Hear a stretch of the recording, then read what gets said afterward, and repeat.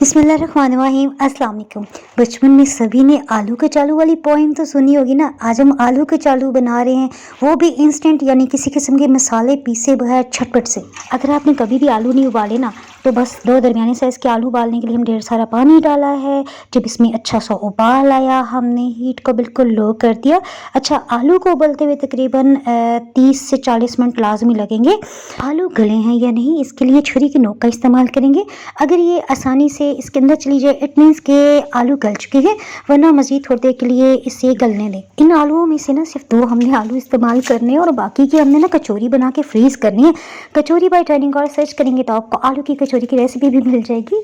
अच्छा, यहाँ पे ना 2 छोटे साइज़ के प्याज हमने काटे, थोड़ा सा नमक डाल के इसको 10 मिनट के लिए हमने रखा। उसके बाद इसे अच्छी तरह से धो लेंगे। इस तरह से प्याज की कड़वाहट दूर हो जाती है। थोड़ा सा चक्के देखेंगे कि अगर ये कड़वा फील हो तो थोड़ा सा नमक डाल के फिर रख दें। अच्छा, यहाँ पे आलू भी रूम टेम्परेचर पे आ गए हैं। और अच्छा, बड़े साइज़ का आलू मैंने इसलिए नहीं कट किया क्योंकि ये खाना मुश्किल हो जाता है। थोड़ा सा छोटा होगा ना तो आसानी से आप खा सकेंगे। अगर आप लंच बॉक्स के लिए लेके जाना चाहते हैं ना ऑफिस, तो उसके लिए आप इसे चॉप भी कर सकते हैं। वो कहते हैं ना कि अपने आलू के चालू तो अपनी मर्जी, भी जैसा दिल चाहे आसानी के लिए आप कर सकते हैं।